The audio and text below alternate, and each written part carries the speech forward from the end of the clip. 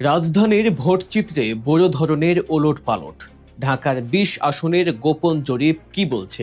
কোথায় BNP clean sweep করছে আর কোথায় জামায়াত তাদের শক্ত ঘাঁটি গেড়ে বসেছে?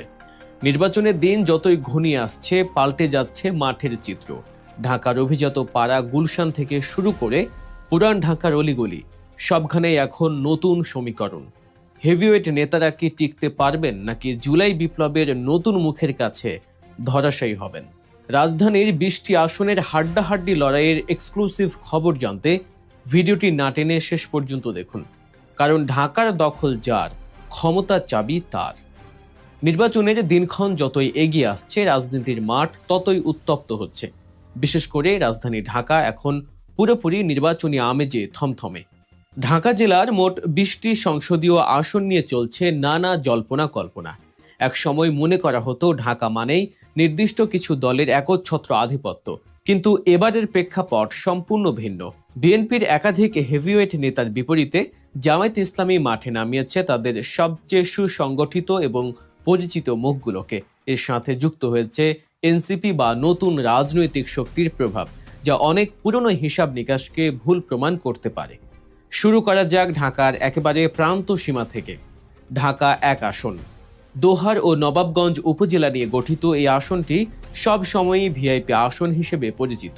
এখানে বিএনপির হয়ে লড়ছেন ঢাকা জেলা বিএনপির সভাপতি খন্দকার আবু আশফাক। তার জনপ্রিয়তা এবং দলীয় সাংগঠনিক শক্তি এখানে প্রশ্নাতীত, কিন্তু তাকে বিনা চ্যালেঞ্জে ছেড়ে দিচ্ছে না জামায়াত। এখানে জামায়াত ইসলামীর প্রার্থী হিসেবে দাঁড়িয়েছেন ব্যারিস্টার মোহাম্মদ নজিবুর রহমান। তিনি ইসলামী ছাত্র শিবিরের সাবেক সাধারণ সম্পাদক এবং ইউরোপ ও যুক্তরাজ্যের জামায়াতের পরিচিত মুখ। দোহার নবাবগঞ্জের মাটিতে এই দুই প্রার্থীর প্রচারণা এখন সরগরম। যদিও অভিজ্ঞতার বিচারে খন্দকার আবু আশফাক কিছুটা এগিয়ে, কিন্তু ব্যারিস্টার নজিবুর রহমানের ক্লিন ইমেজ এবং জামায়াতের সাইলেন্ট ভোট ব্যাংক এখানে বড় ফ্যাক্টর হতে পারে। কাউকে পরিষ্কার বিজয়ী বলাটা এখন বেশ কঠিন। এরপর আসে ঢাকা ২ আসনে। কেরানীগঞ্জের ৭টি ইউনিয়ন ও সাভারের ৩টি ইউনিয়ন নিয়ে এই আসন। এখানকার সমীকরণটা বেশ হাই প্রোফাইল। বিএনপির প্রার্থী হিসেবে আছেন দলটির চেয়ারপারসনের উপদেষ্টা এবং সাবেক এমপি আমানুল্লাহ আমান।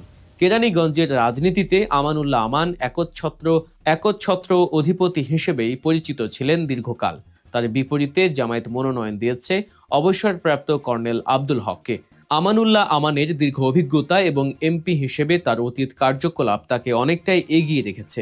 তবে আপিল ও আইনি জটিলতা কাটিয়ে ফেরা কর্নেল আব্দুল হক শেষ মুহূর্তে চমক দেখা